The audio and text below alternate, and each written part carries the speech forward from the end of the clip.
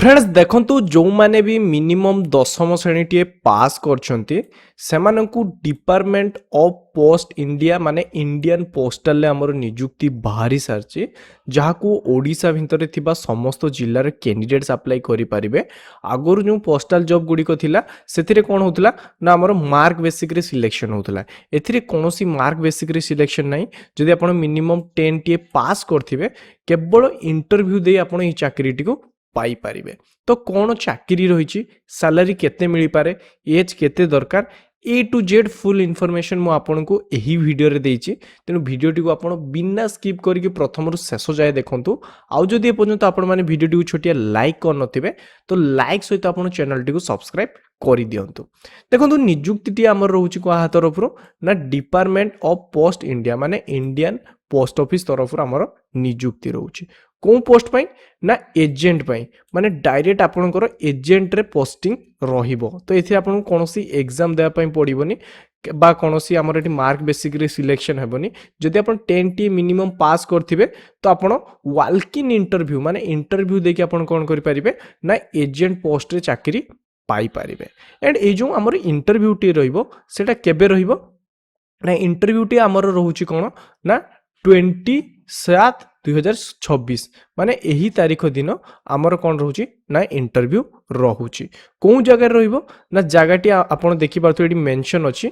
Video आपण post करिकि आपण कोन करि परिबे ना एही जगहटी रो फुल स्क्रीनशॉट नै परिबे। आपण एही जगह को जाय कि आपण कोन करिया पय पड़िबो ना इंटरव्यू टी को दवा पय पड़िबो। इंटरव्यू दवा पूर्वरु जो एजेंट अछि एजेंट रो काम कोन ता विषय रे हमें कथा हे जिबा। एजेंट रो बेसिकली काम रहउछि कोन ना sale of postal life insurance products माने जो लाइफ इंश्योरेंस जो हमरो रहिछि स्कीम ता विषय रे आपन को लोक मानन को जणाया पय पड़िबो। लोक मानन को एही स्कीम रे ऐड करिया पय पड़िबो। तो एही सब एजेंट रे हमरो काम रहिबो।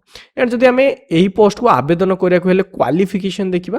क्वालिफिकेशन देखंतु मिनिमम टा आपण 10म श्रेणी टे पास करथिबे। 10म रे आपनकर जहां भी मार्क थाउ ना काहे कि आपण एलिजिबल अछंती एही पोस्ट को आवेदन करिया पाए। एंड जो माने 10म ऊपर को पढिछंती से माने भी मध्य एही जॉब टी को आवेदन करि पारिबे। या छडा जदि हमें एज देखिबा एज आपनकर मिनिमम टा 18 वर्ष हेउथवा दरकार देन आपण एही जॉब टी को आवेदन करि पारिबे। एंड मैक्सिमम केते जॉब अछि माने केते इयर्स अछि से विषय मेंशन करा जायनी। बट मिनिमम जदि आपण 18 वर्ष अछंती ताहले आपण इजीली एही पोस्ट को आवेदन करि पारिबे। या छडा जते आपण इंटरव्यू दवा पय जिबे सेते कोन सब नै कि जिबे। प्रथमे तो निजरो बायोडाटा माने जाहा को हमें सीवी भी कहू रिज्यूम भी कहू बायोडाटा भी कहू तो आपण ताहाकू नै कि जिबे। आपण कॉपी भी नै कि जिबे एंड ओरिजिनल भी मध्य नै कि जिबे।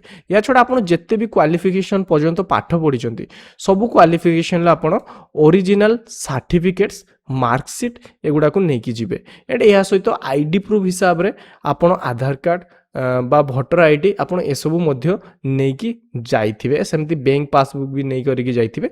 एंड या सहित अदर भी किछि एजुकेशन क्वालिफिकेशन पढचंती कंप्यूटर सर्टिफिकेट अछि बा अदर हायर क्वालिफिकेशन अछि तो आपण से सब को भी मध्य नै करिकि जिबे। ठीक अछि। तो सब ये सब नहीं कि जाई जो एड्रेस अच्छी यही एड्रेस आपण इंटरव्यू देबे। एंड मो वीडियो थ्रू रे मु आपण मानकू गोटे सूचना देबी कि जदि जॉब रिगार्डिंग केबे भी आपण को कोनोसी जगह रे टंका मागा जाए तो आपण देबे नहीं। आपण से जॉब को मना कर देबे। एंड जोठी जेन्युइन जॉब आपण को मिलुची आपण निहाती सेठी करिवे। एंड जदि आपण चाहूछंती आगो को एमती भलो भलो सरकारी बेसरकारी जॉब रो अपडेट पई तो डेफिनेटली आमो चैनल को सब्सक्राइब करंतो। धन्यवाद।